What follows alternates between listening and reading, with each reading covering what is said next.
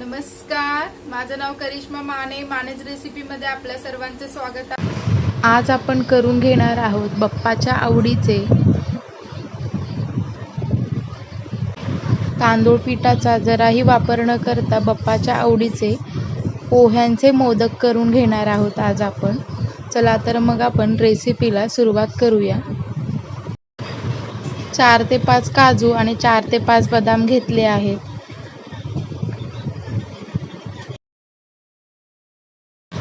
एक जायफळ घेतला आहे मी इथे, आणि इथे मी खोबरं घेतलं आहे. खोबऱ्याचा चॉकलेटी कलरचा भाग काढून मिक्सरला फिरवून घेतला आहे. हवं तर तुम्ही खवूनही घेऊ शकता. त्याच वाटीच्या बरोबरीने मी इथे 1 वाटी गूळ घेतला आहे. जेवढा आपलं खोबऱ्याचं किस आहे तेवढ्याच प्रमाणे आपण इथे गूळ घेणार आहोत. आणि आता आपण मी इथे पोहे घेतले आहेत. पोहे तुम्ही कोणत्याही ब्रँडचे घेऊ शकता, पण पोहे मात्र पांढरे शुभ्र असले पाहिजेत. तर इथे 1 वाटी दूध घेतलं आहे मी. पोहे आधी आपण स्वच्छ पाण्याने धुवून घेणार आहोत. पोहे मी इथे साधारण 150 ग्रॅम एवढे घेतले आहेत, एक मोठा बाऊल एवढे. आणि पोहे आपण साधारण 4 पाण्याने धुवून घेणार आहोत.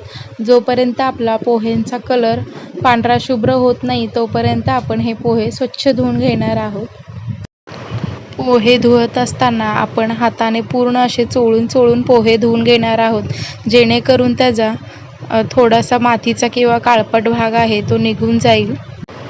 तर इथे आपले 3 ते 4 पाण्याने पोहे धुवून झाले आहेत. तर आपण त्यावर झाकण लावून एक साधारण 5 मिनिटे भिजत घालण्यासाठी ठेवून देऊया. तर इथे मी कढई घेतली आहे आणि कढईमध्ये इथे मी 1 चमचा तूप घालून घेत आहे. तूप आपलं हलकंसं मेल्ट होईपर्यंत आपण चमच्याच्या साहाय्याने त्याला छान असं मेल्ट करून घेणार आहोत. आणि त्यामध्ये आपण काजू आणि बदाम मी इथे बारीक चिरून घेतले आहेत. आपण या तुपामध्ये छान असे भाजून घेणार आहोत. अगदी फुलूपर्यंत, त्याचा रंग बदलूपर्यंत, आपण कुरकुरीत होईपर्यंत छान असे काजू आणि बदाम भाजून घेणार आहोत. इथे काजू आणि बदाम छान असे भाजले आहेत, तर मी काढून घेणार आहे. आपण याच कढईमध्ये आणखीन एक अर्धा चमचा तूप घालून यामध्ये मिक्सरला काढून घेतलेलं खोबरं घालून घेणार आहोत. हवं तर तुम्ही ज्यांना नारळ खवायला जमत नाही त्यांनी अशा पद्धतीचा वापर केला तरी चालतो. खोबऱ्याचं पाणी जाऊपर्यंत आपण ह्याला छान भाजून घेणार आहोत. आणि खोबरं जरा आपलं फडफडीत झालं तेव्हा आपण यामध्ये गूळ घालून घेणार आहोत. तर इथे खोबरं फडफडीत व्हायला साधारण 3 ते 4 मिनटं लागतातच. तर इथे बघू शकता अगदी थोडं हलकं खोबरं असं फडफडीत दिसत आहे. तर आता मी यामध्ये गूळ घालून घेत आहे आणि गूळ आपण छान मिक्स करून घेणार आहोत. 1 वाटीपेक्षा कोणाला जर जास्त गूळ हवा असेल तर तुम्ही असंही गूळ कमी किंवा जास्त घेऊ शकता. तुम्ही तुमच्या आवडीप्रमाणे गोड ठेवू शकता. तर आपलं यामध्ये गूळ मिक्स छान झालं आहे. तर आपण यामध्ये 2 चमचे इलायची पूड घालून घेणार आहोत. इथे मी इलायची पूड घरीच तयार करून घेतली आहे.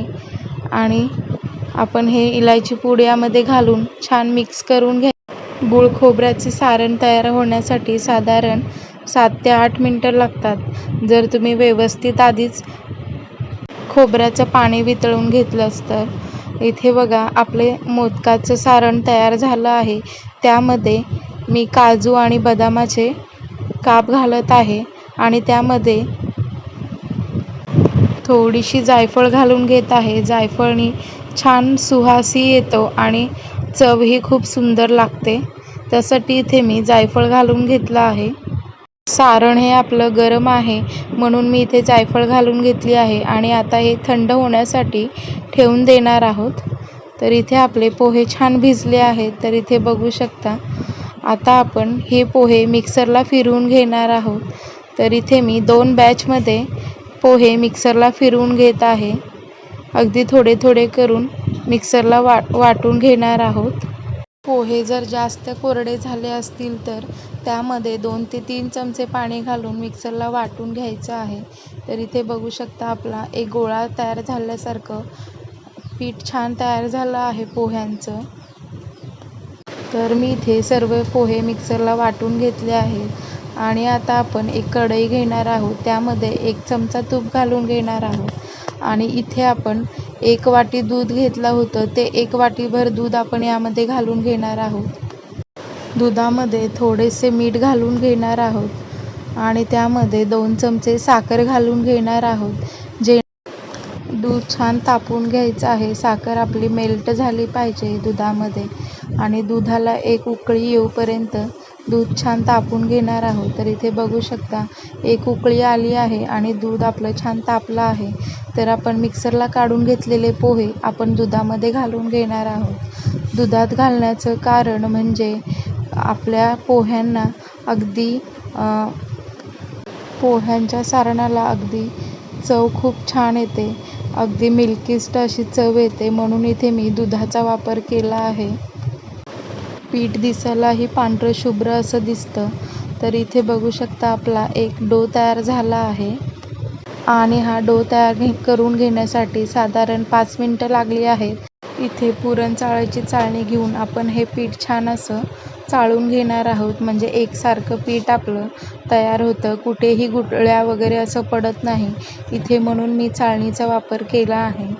तर आणि हे सारण आपण गरम गरम केल्यानंतर ते पटकन लवकर खाली पडतं.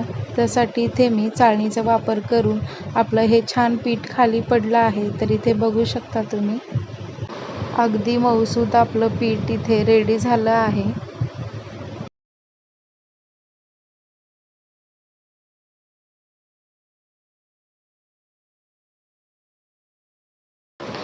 तर इथे आपला पिठाचा गोळा तयार झाला आहे. तर मी परत एकदा त्याला छान मळून घेणार आहे. 1 चमचाभर तूप लावून तूप छान परातीला पसरवून ते पीठ अगदी असं मळून घेत आहे. तर इथे बघू शकता पीठ अगदी मऊसूद आपलं झालं आहे. जसं काही तांदळाची उकड काढल्यासारखं हे पीठ आपलं छान दिसत आहे.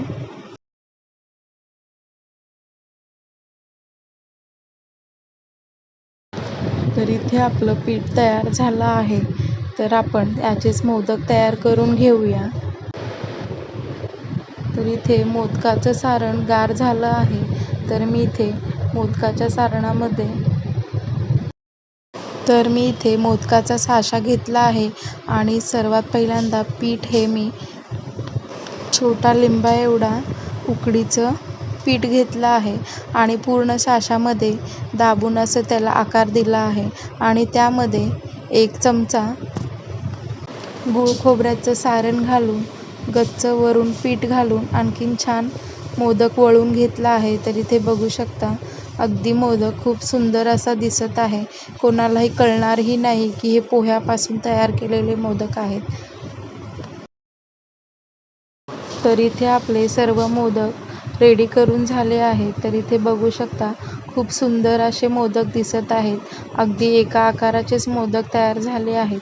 तर त्यावर आपण केशरचे धागे लावून घेणार आहोत. तर इथे बघू शकता मी कशा पद्धतीने केशरचे धागे लावत आहे. तर अशाच पद्धतीने आपण सर्व केशरचे धागे लावून घेणार आहोत.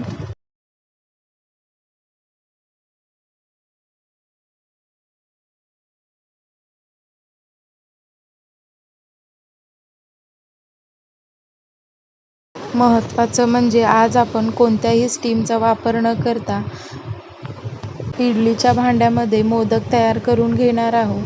इथे मी इडलीचं भांडं केक बेक होण्यासाठी वापरलं होतं त्यामुळे त्याचा कलर बदलला आहे. तर इथे मी इडलीच्या साचांना तूप लावून घेतलं आहे आणि एक एक मोदक आपण यावर ठेवून देणार आहोत. तर इथे बघू शकता कशा पद्धतीने मी मोदक ठेवत आहे. इडलीच्या भांड्यामध्ये मोदक करत असताना फक्त 1च ग्लासचा पाण्याचा वापर करायचा आहे. पहिला बॅच लावून घेतल्यानंतर दुसरा बॅच आपण सोडून देणार आहोत आणि तिसऱ्या बॅचवर आपण साचा ठेवून देणार आहोत. 3 नंबरचा साचा जो आहे तो मी इथे लावून घेतला आहे आणि 5 नंबरचा जो आहे तो लावून घेतला आहे. असं करून मी इथे सर्व मोदक लावून घेतले आहेत आणि 5 मिनिटासाठी आपण ह्याला छान शिजवून घेणार आहोत. तर इथे 5 मिनिटं झाली आहेत. बघू शकता मोदकांचा रंग खूप सुंदर दिसत आहे, अगदी पांढरा शुभ्र दिसत आहे आणि त्यावरील केशांच्या धागांचा रंगही खूप सुंदर आला आहे. तर इथे बघू शकता आपण सगळे फक्त 5 मिनिटामध्ये आपले मोदक वाफून तयार झाले आहेत. इथे अगदी सुंदर असे आपले मोदक दिसत आहेत. पोह्यांचे मोदक हे लवकर होतात, त्यासाठी इथे मी कोणतेही तांदळाचं पीठ न वापरता इथे पोह्यांचेच खूप सुबक आणि सुंदर असे मोदक रेडी करून घेतले आहेत. उकड काढताना आपण पोह्यामध्ये साखर घातल्यामुळे पोह्यांचे मोदक हे 24 तास अगदी मऊसूदच राहतात.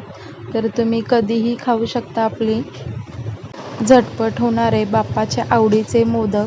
रेसिपी कशी वाटली मला कमेंट करून नक्की सांगा. तर मी एक मोदक दाखवते, अगदी लुसलुशीत आणि मऊ कापसासारखा झाला आहे. त्यावर आपण थोडंसं तूप घालून घेणार आहोत. मोदकाची टेस्ट कशी झाली मी तुम्हाला सांगते. मोदक चवीला खूप म्हणजे खूप अप्रतिम झाले आहेत. खोबऱ्याच्या सारणामधला काजू, बदाम आणि जायफळाची चव अगदी छान लागत आहे. आपण दुधामध्ये उकड काढल्यामुळे दुधाचीही त्यामध्ये चव येत आहे आणि चवीला खूप म्हणजे खूप सुंदर असे मऊसूद असे बाप्पाच्या आवडीचे मोदक खूप छान झाले आहेत. एकदा ही रेसिपी तुम्ही घरी नक्की ट्राय करा. माझा व्हिडिओ आवडल्यास व्हिडिओला लाईक, शेअर आणि चॅनलला सबस्क्राईब करा.